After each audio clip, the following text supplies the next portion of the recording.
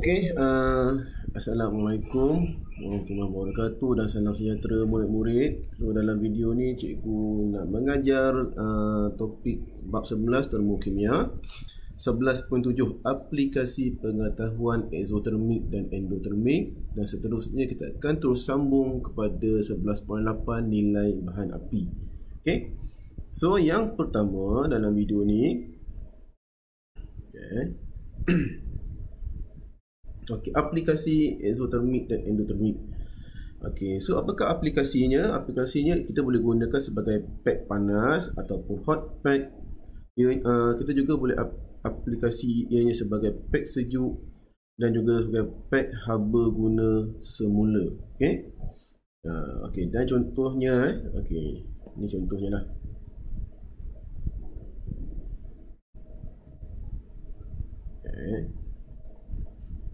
Okey, so contohnya hot pack. Okey. Hot pack ni digunakan semasa bila? Okey, apabila pendaki gunung atau penjelajah dari kawasan yang beriklim sejuk.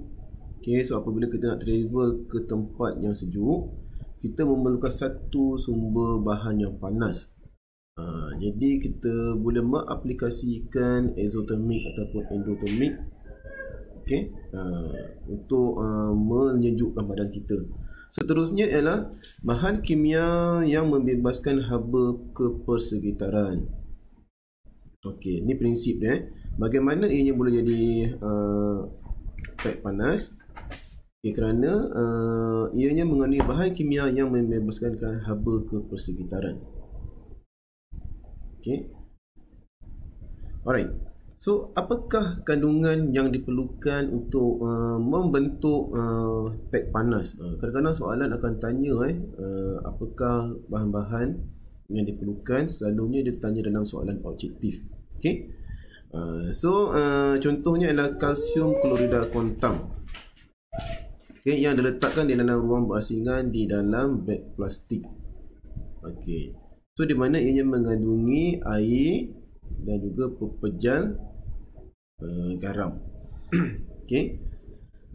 Dan prosesnya bagaimana? Di mana kalsium klorida kontam, pepejal kalsium klorida kontam dilarutkan di dalam air, maka ia akan membebaskan haba ke persekitaran dan suhu akan meningkat. Maksudnya kita ada satu hot pack ataupun pack panas. Di dalam itu ada air dan di dalam hot pack itu juga ada kalsium klorida kontam. Okey. Kemudian kita akan campurkan kedua larutan tersebut, maka ianya akan membebaskan haba ke persekitaran dan secara tidak langsung ia akan bertindak sebagai pack panas. Okey, so ini adalah kalsium klorida campur dengan air. So dia akan menghasilkan haba tindak balas negatif 83 kJ per mol. Okey. Okey, ini adalah antara bahan-bahan yang kita boleh gunakan. Kita boleh guna magnesium sulfat kontam. Okey, apa lagi bahan yang boleh kita gunakan untuk membuat pack panas? Kuprum 2 sulfat kontam ataupun kalsium oksida. Okey, di mana kita boleh guna mana-mana bahan dan hanya perlu dicampurkan ke dalam air sahaja, maka ia akan menjadi pack panas. Okey, so sekarang bagaimana pula kita nak membentuk pack sejuk? Okey, kalau pack panas kita gunakan ketika kita berada di kawasan yang beriklim sejuk. Tetapi kalau pack sejuk biasanya digunakan oleh atlet yang mengalami kecederaan.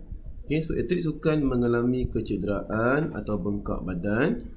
Jadi apakah prinsip yang digunakan? Okay, bahan kimia akan menyerap haba dari persekitaran, maka akan berlakunya tindak balas endotermik.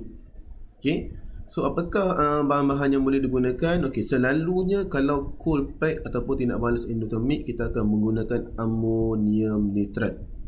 Okay, amonium nitrat ni tadi, dan di dalam pack tersebut juga ada mengandungi air. Okey, so dalam pack ni kita dah bayangkan kita dah sudah ada satu paket. Okey, dan dalam paket ini ada amonium nitrat. Dalam pack ini juga ada air, H2O. So bila kita nak guna benda ni, kita akan tekan-tekan dia. Okey, kita squeezekan bekas ini tadi supaya amonium nitrat dan air akan bercampur. Okey, maka nanti dia akan membentuk dia akan jadi cold pack lah ataupun pack sejuk. Ya, sebab dah jadi tidak balas endotermik. Okey. So dalam ni ada pepejal, amonium nitrat dan juga ada air. Okey.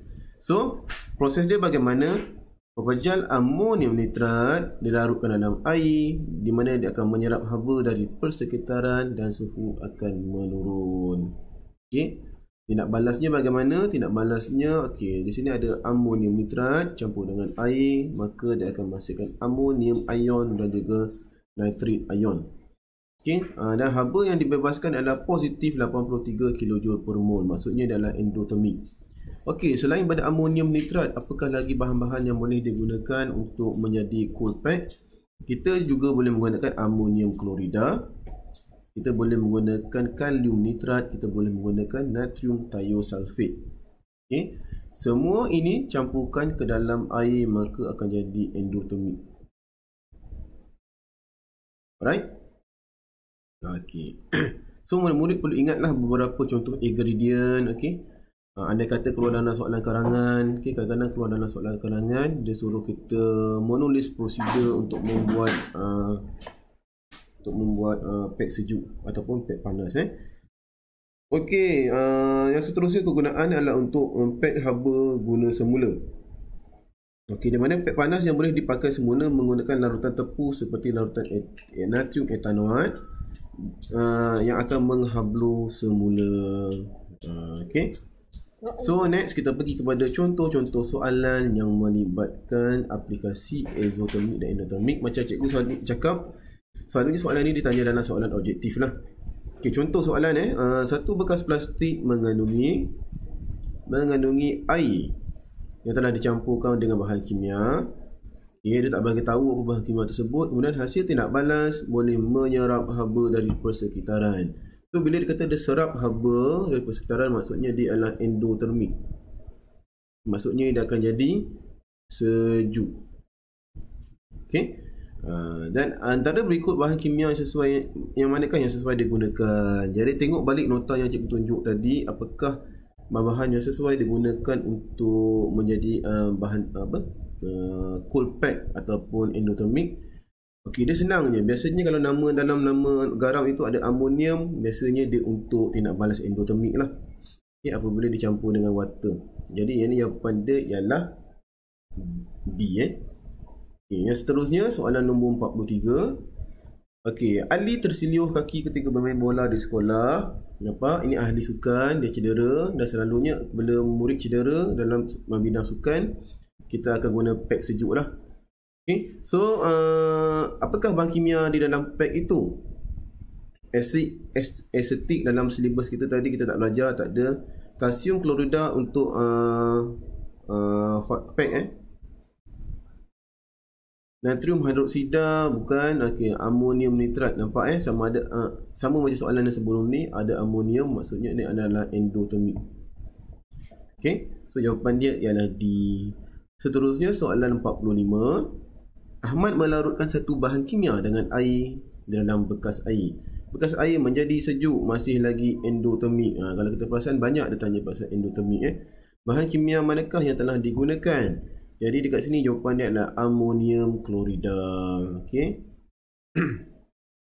So tanpa membuang masa, cikgu nak sambung kepada tajuk 11.8 iaitu nilai bahan api. Okey. So murid-murid kalau kita tengok, kalau dekat bahan api ni ada banyak jenis, namun yang bahan api manakah yang paling efektif? So lagi tinggi nilai bahan api, lagi efektif bahan api tersebut kerana ianya menghasilkan banyak tenaga. Ya. Sebab tu kalau kita tengok dekat stesen minyak ada RON 95, ada RON 97, ada yang guna diesel kerana ianya mempunyai nilai bahan api yang berbeza. Okey. Jadi apakah maksud nilai bahan api? Dia adalah jumlah tenaga haba yang terbebas apabila 1 gram bahan api terbakar di dalam udara yang berlebihan. Okey. Bahan api yang berlainan mempunyai nilai bahan api berbeza. Bahan api berlainan dan ada nilai bahan api yang berbeza. Bahan api dengan nilai bahan api yang tinggi, nilai bahan api yang tinggi boleh membekalkan lebih tenaga. Okey, apakah unit nilai bahan api? kilojoule per gram. Maksudnya dalam 1 gram berapa banyakkah kilojoule yang terhasil ataupun tenaga yang terhasil. So setiap 1 gram bahan menghasilkan nilai bahan api sebanyak X kilojoule, tu maksud dia. Okey, so penggunaan nilai bahan api. Nilai bahan api yang lebih tinggi bermaksud ianya dapat membekalkan lebih banyak tenaga walaupun kuantiti bahan api dia sama. Okey, bayangkan kita ada 2 bahan api yang sama banyak. Okey, tapi nilai bahan api yang lebih tinggi akan menghasilkan lebih banyak tenaga. Okey. So dekat jadual bawah ni cikgu tunjukkan beberapa jenis bahan api. Okey, mana-mana bahan yang boleh terbakar, dia boleh dikira sebagai dia boleh menghasilkan nilai bahan api lah. Okey, antaranya ialah kayu api. Antaranya lagi, kayu api ni waktu bila kita guna biasanya nak memasak lah dekat dapur, kan, nak masak, nak buat barbecue ke. Kemudian kita ada metanol. Okay, metanol kemudian adalah alkohol. Kita ada petrol. Petrol ni selalunya yang kita nak isi minyak kereta. Arang batu ni kalau kita nak buat barbecue, bakar-bakar. Okay, and then kita ada kerosin. Kerosin ni adalah minyak tanah. Kemudian minyak mentah, kita ada gas asli. Gas asli ni yang mana? Yang dekat dapur gas tu. Nak masak dekat dapur tu, gas asli. Kemudian kita ada hidrogen. Okay. So dalam banyak bahan ni kita dapati tengok siapakah yang punya nilai bahan api yang paling rendah. Yang paling rendah ialah kayu api. Sebab itulah kayu api ni dia kurang sesuai lah untuk digunakan untuk menghasilkan banyak tenaga. Yang paling banyak menghasilkan tenaga ialah hidrogen. Sebab itu hidrogen ini digunakan untuk roket. Okay, roket yang nak berlepas ke angkasa tu dia gunakan hidrogen sebab nilai bahan api dia sangat tinggi. Okay. Kemudian yang kita gunakan antaranya adalah petrol. Petrol nak isi minyak tu, petrol. Kerosin guna waktu bila? Kerosin ni adalah minyak dekat kapal terbang. Kapal terbang dia guna kerosin. Okey, so ada minyak mentah, ada gas asli lah. Gas asli nak memasak kat dapur. Okey, alright. So bagaimanakah kita nak mengira nilai bahan api? Okey, jadi dia sama dengan formula dia. Ini murid kena hafal. Haba pembakaran alkohol bahagi dengan jisim molar. Maksudnya haba pembakaran kita cari nilai delta H tadi tu bahagi dengan jisim molar, iaitu molar mass lah. Okey. Ni fuel value. Okey. Yang ini yang kilojoule per mole. Tajuk-tajuk sebelum ni cikgu dah ajar bagaimana nak cari nilai bahan api. Okey. So, jom kita tengok contoh penyelesaian masalah.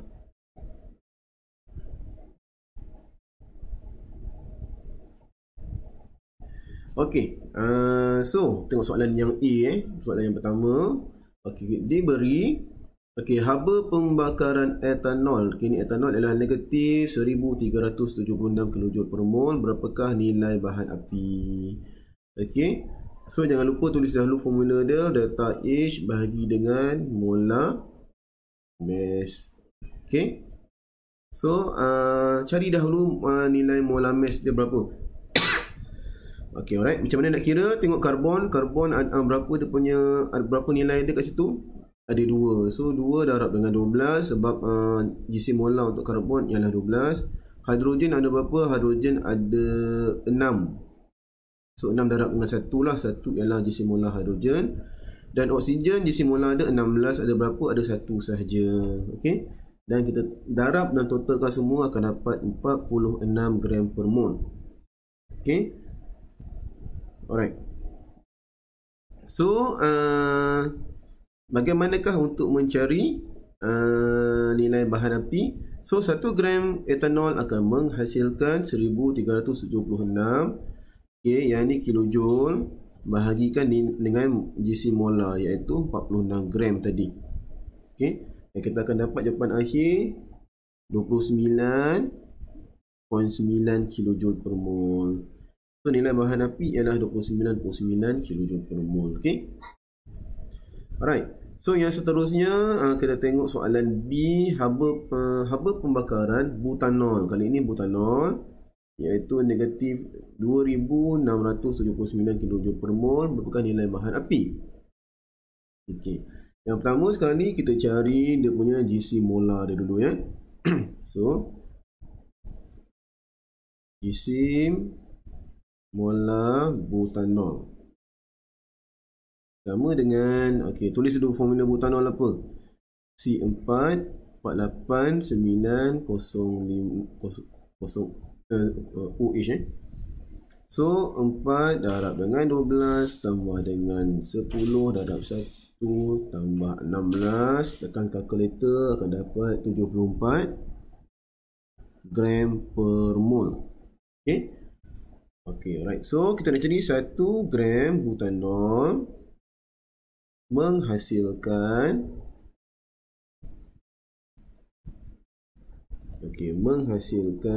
berapa? Okey, ambil balik nilai dia 2679 kilojoule per mol bahagi dengan 74 gram per mol. Okey. Kalau kita tengok kat sini unit tak sama Yang ini gram. Okey, betul. Okey, kilojoule per mol. Okey. So next, apa yang perlu kita buat ialah okey, gram. Okey. Kemudian kita bahagi akan dapat jawapan dia 2679. Okay. So akan dapat, tekan kalkulator dapat 0.036 kilojoule per mol. Okey. Inilah dia punya nilai bahan api bagi butanol. Alright. Okey. Okey, kalau tengok skema jawapan kilojoule, okey. Kejap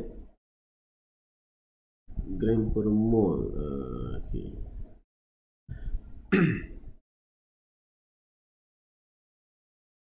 Okay, alright. 36. Okey. So dekat sini okey, sorry Kalau tekan kalkulator 2679, sorry sebab tadi cikgu ada tertukar unit. Okey, sebenarnya jawapannya adalah akan dapat 36.2 kilojoule per gram lah. Okey, sebab ni kita potong kan, akan dapat nilai ini. Okey. So murid boleh tekan kalkulator, boleh cuba buat pengiraan sendiri, boleh semak jawapan cikgu. Alright. Jadi ada lagi tak contoh latihan? Okey, seterusnya kita pergi kepada contoh latihan yang seterusnya. Okey, cikgu terus proceed kepada contoh latihannya. Okey, cuba tengok dekat sini. Dia kata satu eksperimen telah dijalankan untuk menentukan haba pembakaran bagi propanol. Propanol C367OH. Okey. So jadual 40 menunjukkan keputusan yang diperolehi. Okey, ini haba pembakaran lah. Okey, ini dia berkaitan dengan tindak balas haba pembakaran. Boleh tengok video cikgu ajar sebelum ni. Okey, mula-mula kita akan timbang dahulu. Okey, kita ada pelita lah. Kita ada pelita. Dalam pelita ni ada propanol C3H7OH, di mana kita akan bakar. Dan sebelum bakar kita akan timbang dahulu berapa berat awal dia. Okey, so sebelum pembakaran 30.69, selepas pembakaran dah berkurang jadi 29.85. Okey. Kena ingat mana-mana bahan bakar selepas dia terbakar nilai amount dia akan berkurang sehingga habis. Okey. Kemudian kita akan panaskan air, dan jadi kita rekod dahululah berapakah suhu awal air dan juga suhu tertinggi air tersebut. Sorry, ini volume air volume air 200. Volume air 200, suhu awal dan suhu akhir adalah 59. Okey. So kalau kita recall balik, nilai delta H sama dengan MC theta bahagi nilai mol. Ya. Ni M ni yang mana? M ini ialah yang 200 ataupun volume air tadilah. C 4.2. Theta ni mana? Theta ni yang perubahan suhu, iaitu 59 tolak dengan 28 ya. That's why benda-benda maklumat ni penting untuk kita kira. Mol ni apa pula? Mol ni kita cari mass bahagi dengan molar mass. So that's why lah kita kira GSIM ini, kita nak tahu berapa mass dia. Okay, molar mass kita boleh kira sendiri lah, boleh tengok nilai dalam predictable. Okay, so jom tengok soalan A. Soalan A, tuliskan persamaan kimia bagi pembakaran lengkap propanol. Okay, so propanol C336 C337 OH campur dengan oksigen, pembakaran lengkap akan menghasilkan karbon dioksida dan juga air H2O. Dan kita kena balancekan persamaan kimia. So karbon ada 3, kemudian 7, 8. Hidrogen ada 8. So kita balancekan pula oksigen. Tengok ya, ni 4, 3, 6. So ada 10. Okay, so ada 10 ya, 3, 6. Okay, 10. Jadi nak kena jadikan oksigen 10 Okay, jadi kat sini boleh taruh berapa ni? 4, 8 Okay, kat sini kena jadikan 9 So sini ada 9/2. Okay, kemudian nak cantikkan lagi persamaan. Dekat sini taruh 2, yang bawah ada potong. So yang ini akan jadi 6. Okay, ini 6. 4/2, 8. So ini jadi 8 lah. Dan yang ini akan jadi 9. Okay, so ini adalah tindak balas pembakaran yang seimbang lah. Okay. Alright. So kita semak balik, betul tak? Okay, karbon ada 3, 6. Ada 6 betul. Hidrogen ada 7, 8. Okay, 8/2, 16. 8, 16 betul. Kemudian oksigen ada 12. Tambah 8, 20. So 9, 18. Okay, 20. Okay, sudah So apabila balance dan juga formula kimia betul, akan dapat 2 markah. Okay, next.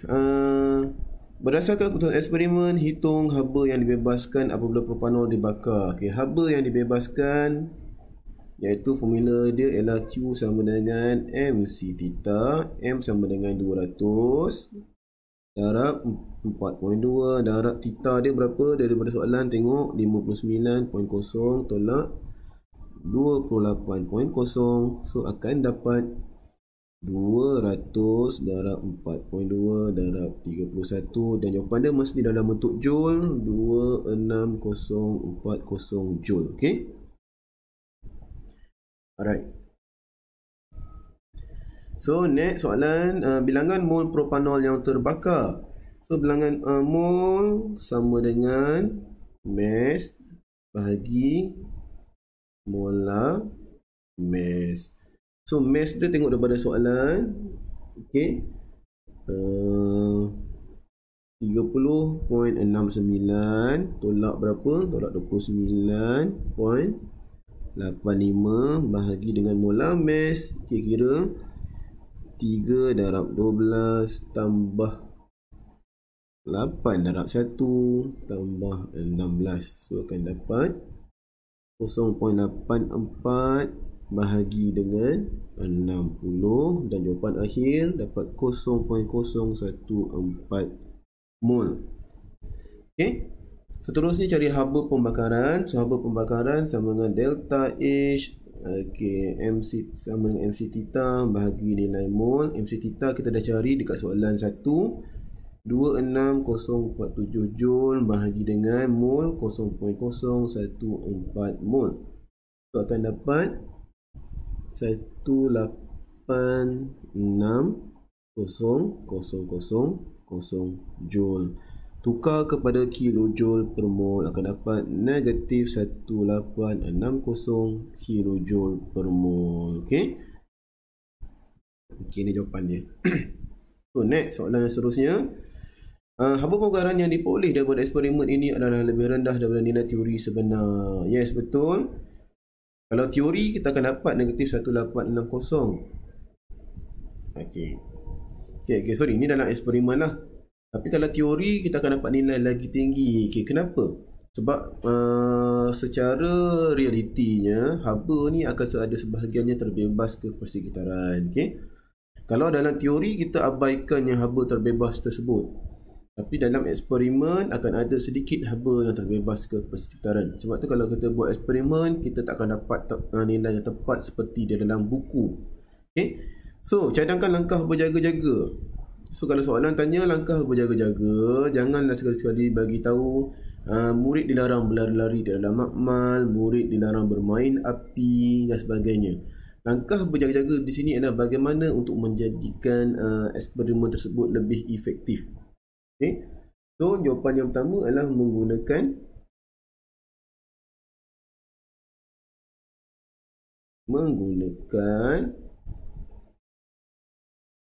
bekas air yang diperbuat daripada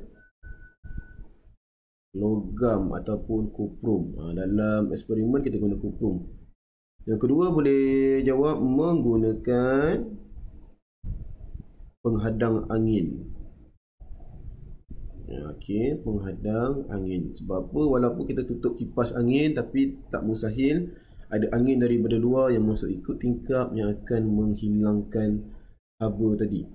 Okey, ataupun lagi kita boleh buat merapatkan bahan bakar dengan bekas air. Okey, untuk mengoptimumkan lagi perpindahan tenaga. Okey. Alright. So, cukup sampai sini sahaja latihan dan penerangan yang cikgu boleh terangkan tentang di bawah tajuk 11.7 dan 11.8. Okey.